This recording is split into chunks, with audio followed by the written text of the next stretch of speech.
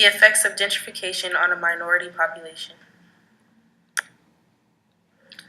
Gentrification is a complicated and very delicate subject. It is defined as the process of repairing and rebuilding homes and businesses in a deteriorating area, accompanied by an influx of middle class or affluent people, and that often results in the displacement of earlier, usually poorer residents, as defined by Merriam-Webster Dictionary. Our topic of interest is gentrification and how it affects individuals and the community around it. We found this study to be important as it is an issue that not only Howard and the surrounding DC area faces, but a nationwide issue. This study is interested in displaying both the visible and non-visible impacts of gentrification. By using a mixed methods design, the study aims to draw conclusions on the impact of a neighborhood's people, prices, and culture of a metropolitan area previously separated by socioeconomic status. Question: how does gentrification affect the people, culture, and prices of a metropolitan area previously separated by socioeconomic status, and what does it mean for the future? Gentrification raises the cost of living, changes the culture, and creates hostility between newcomers and natives within the area.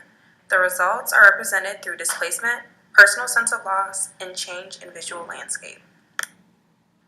The design we're using is the sequential exploratory design, which according to the Center for Innovation and Research Teaching is a two-phased, mixed method design where qualitative data is collected first, followed by quantitative data collection. This research design seemed to be the most appropriate as we were able to gather a more explicit understanding on the impact of gentrification that it has on neighborhoods, people, and culture. Gentrification is an urban curtail that has gained traction and observation for the years leading up to the millennial cap and so forth on to present discussion. Using Kennedy and Leonard's definition, gentrification is defined as a process by which higher income households displace lower income households of a neighborhood, changing the essential character and flavor of the neighborhood. Gentrification has been broadly concluded as a social negative in today's current climate, mostly grounded by the narratives of city natives as well as represented by the hostility towards newcomers and the intended changes they bring amongst them. Historically, the displacement of brown and black communities has been spearheaded by government highway projects, stadiums, and high-end commercial retailers, named as revitalization efforts, that have disregarded small business and community hubs. Gentrification is tied to historical patterns of residential segregation. Segregated neighborhoods experienced the double insult of neglect and white flight in the 1950s through 1970s, followed by the forces of gentrifying revitalization since the 1980s. The marketization of these revamps to the public aim to retain inattention to the victims of displacement in its efforts.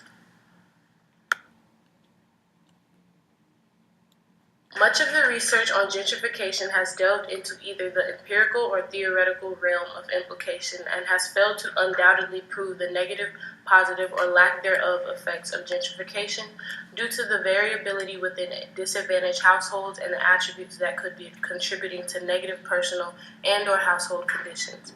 The overwhelming majority of studies point to a negative impact, citing displacement, community conflict, loss of affordable housing, and homelessness as the major such outcomes. Fewer studies focus on the positive side of gentrification. The main areas of research examined in these include the renewal of the physical fabric of the communities, local service improvements, and poverty deconcentration. A recent study on evaluating gentrification's relation to neighborhood and city health showed that 9 white residents showed higher admittance of poor health. This was also characterized by the correlational deficits in residential mobility and higher correspondence with home ownership, highlighting that the effects of gentrification have a significant hand in reports of adverse conditions by previous residents. The results in this study also argue that the improvement of health proposed by the resources gentrification bring face convolution due to the pre-existing health of incoming rather than overall improvement of health within the community. In other words, the displaced peoples are not reaping the benefits of the amenities produced by population turnover. Moreover, assertions that two pivotal concepts delineate the theorism of gentrification, including the systematic disinvestment in the inner city in comparison with suburban expansion, and the gap between capitalized ground rent and the protection of its increases in response to potential of its highest and best projected use. Proof of this struggle is entailed in the historical counts of the scaling back of public programs during the Reagan years. Local and state efforts shifted away from direct involvement in redevelopment to facilitating market environments that would encourage urban reinvestment previously evident in public initiatives such as enterprise zones, block grants, and private-public partnerships. All in all, the examination of gentrification and research aims to attach meaningful definition and impact to the phenomena of gentrification in order to examine how it affects the perpetrators as well as victims and bystanders.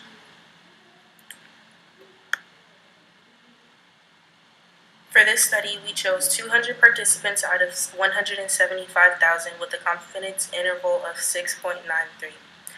We also chose natives from ages 16 to 80 and newcomers from ages 21 to 50. We chose property owners and distributors of the area, persons, families in danger of foreclosure, and participants will be chosen based on racial background, household income, and age. Participants are assigned at random for interviews, surveys, etc. With the design, there are two phases for data collection. The first phase is collection of qualitative data, including personal interviews of each participant, in which we ask open-ended questions relating to the process and effects of gentrification in that specific area. The second phase is collection of quantitative data through research of cost of living, average household income, and ethnic composition in that area.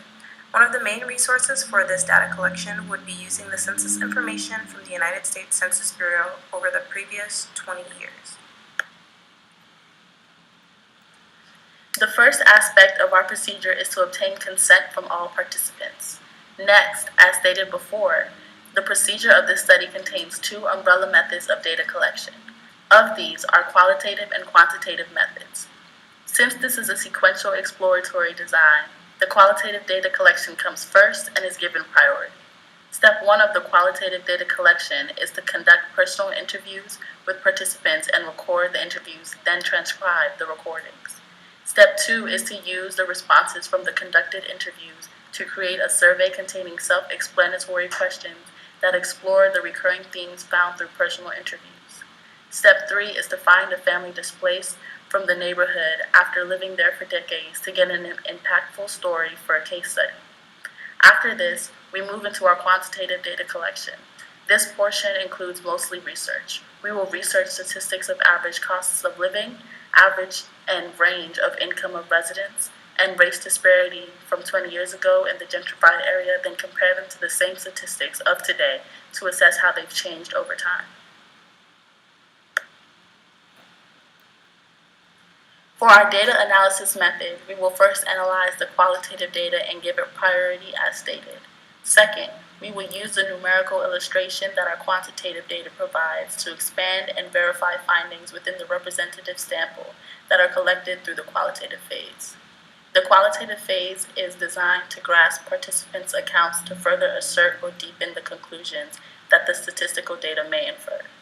Numbers and statistics are unable to tell the full story of the impact of gentrification, so we rely on our qualitative data.